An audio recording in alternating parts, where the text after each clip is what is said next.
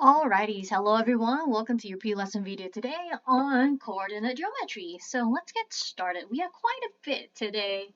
Alright, so first thing that we have is the distance formula. So keep in mind you do need to memorize this formula because on the ACT and the SAT test, they don't give you this. Alright, so essentially what this formula is that the distance is going to be the square root of the x-coordinate of the second point minus the x-coordinate of the first point square plus the y-coordinate of the second point minus the y-coordinate of the first point square. That's going to be the distance, all right? So memorize this formula. And like I said earlier, this is going to be the x-coordinate of your second point. This is going to be the x-coordinate of your first point. This is the y-coordinate of the second point. And this is going to be the y-coordinate of your first point. All right. And just remember when you are answering questions, when you're plugging in the numbers, they are in the correct order. If not, your answer will be different. And so let's take a look at how that's done. So what is the distance in the standard xy coordinate plane between the points 1, 0 and 0, 5? So first I'm going to label my coordinates. So I'm going to say that this is x1, this is y1, this is x2, and this is y2. All right, so if I were to write them to the side, x1 is 1, x2 is 0, y2, sorry, I meant y1 is 0, and y2 is 5. All right, now if I were to plug all of this correctly into the equation, it would look like this.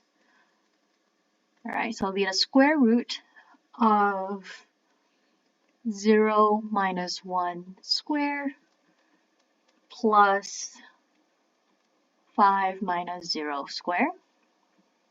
All right, so now that's going to give me, let's look, we got negative 1 squared plus 5 squared. If we square both of those numbers, we would then get 1 plus 25. And we add those together, we get square root 26. Now we're going to see if we can, simplify 26. So if you remember this from many lessons back ago, we are going to see their multiples. So we have 2 and 13, and these two are prime numbers, so that means we can't simplify it. Therefore, the distance is going to be square root 26 units. All right. Now we're going to practice this one more time. First, I'm going to label my coordinates. So this is going to be x1, y1, x2, y2. That means my x1 is negative 4, my x2 is negative 1, my y1 is 6, and my y2 is negative 2. All right. Oh, that should be a sign. There we go. All right, now if we were to plug all of this into the equation, again, it would look like this. So square root of negative 1 minus negative 4 squared plus negative 2 minus 6 square. All right. Now, if we were to solve inside the parentheses first, we would get square root 3 squared plus negative 8 squared. Square the two numbers to give us 9 plus 64. Add those two numbers together to finally give us square root 73. And I know 73 is a prime number, so that means it can't be simplified.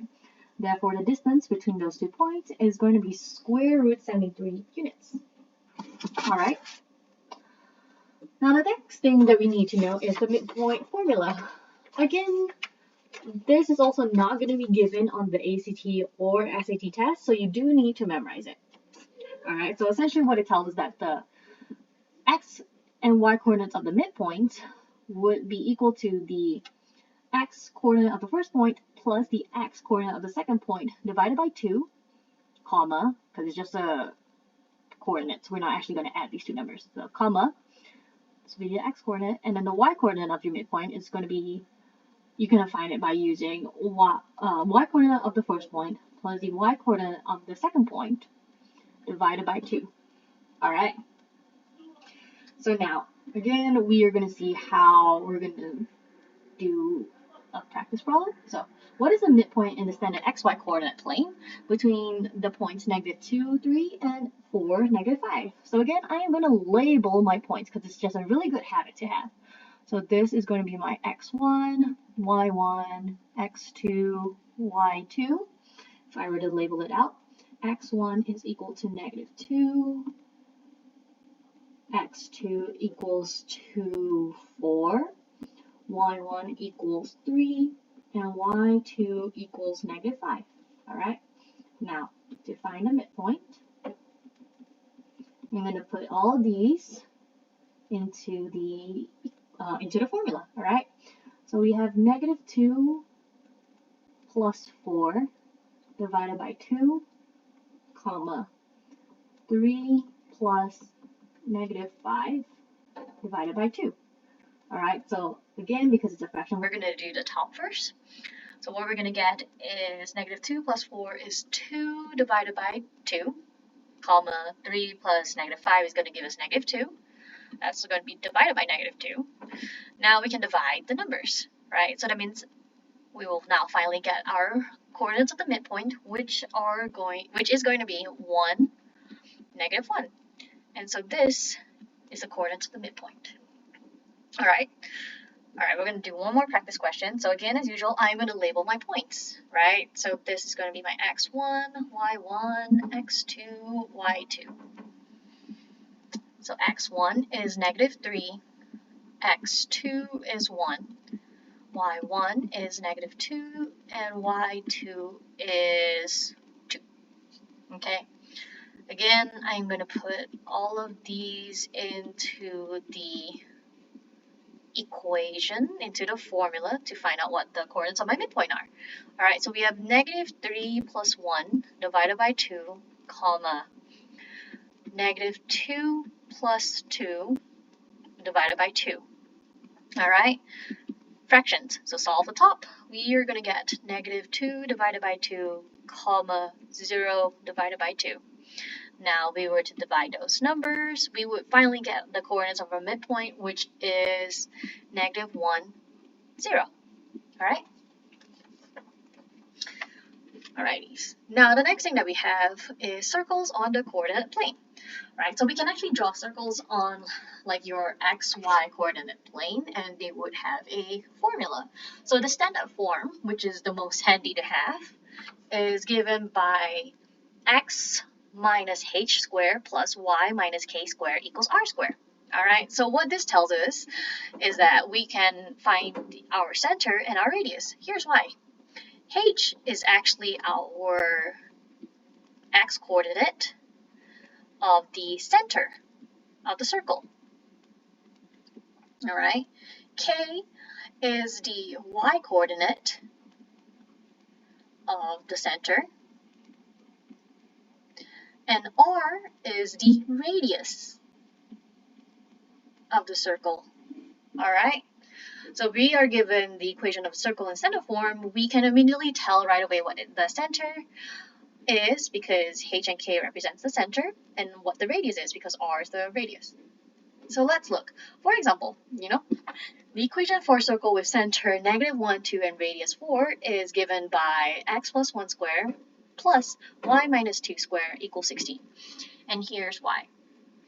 So we know H, right? So I actually would write that. H equals to -1.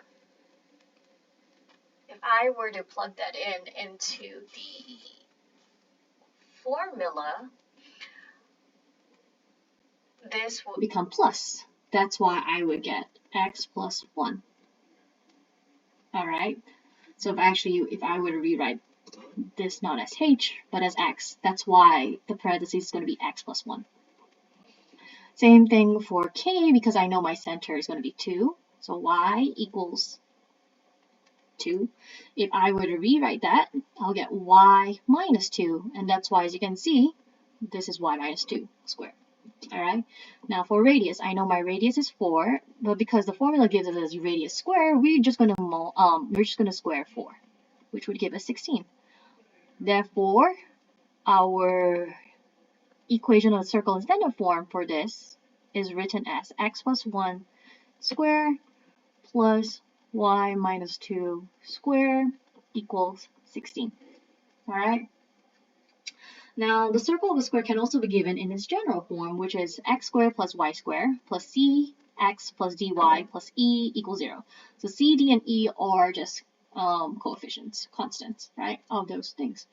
So let's look. We're going to convert x minus 3 squared plus y plus 2 squared equals 16 into its general form. So what we're going to do here is we are just going to expand the equation, right? So if I were to expand it, I'll get x minus 3 times x minus 3 plus y plus 2 times y plus 2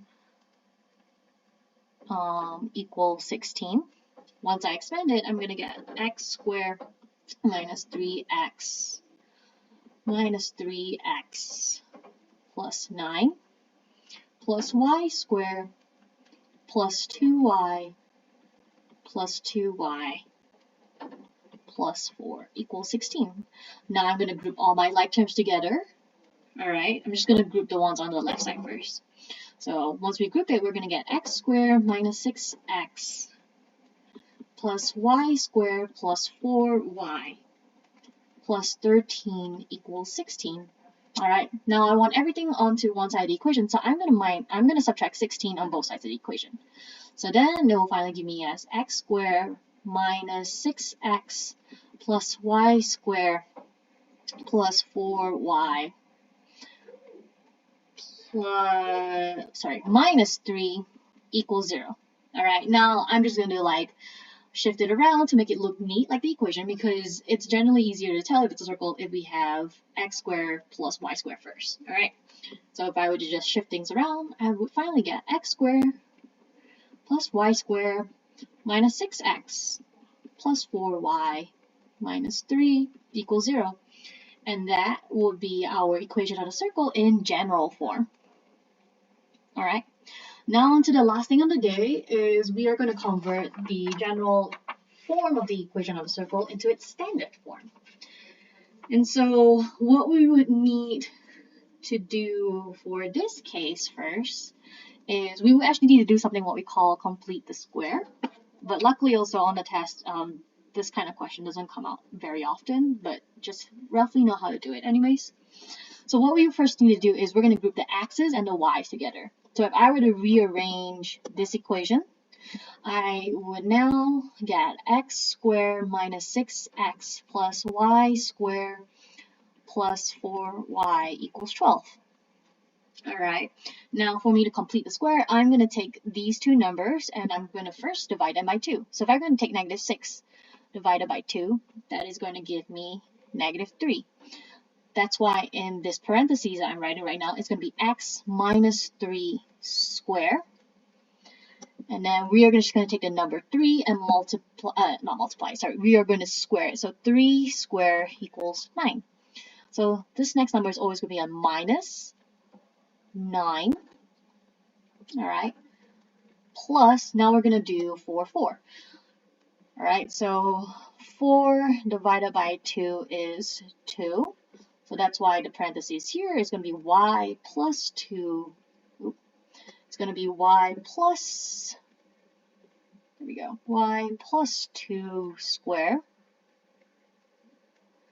Again, minus, we are going to find what 2 squared is, which is 4. So minus 4 equals 12. All right. Now we are going to group these constants together on the right side of the equation to find out what the radius of the circle is. All right. So let's see. If I were to add 4 and 9 to both sides of the equation, I would finally get x minus 3 squared plus y plus 2 squared equals to 25. All right, and so this would be our equation of the circle in its standard form. And what this also tells me is that the center is at 3, -2, and the radius is 5 units. All right, and that's how you go from general form to standard form of the equation of a circle. All right. And that is it for today. If you have any questions, send me an email or bring it to your deep dive lesson. All right. Thanks for tuning in. Have a good rest of your day.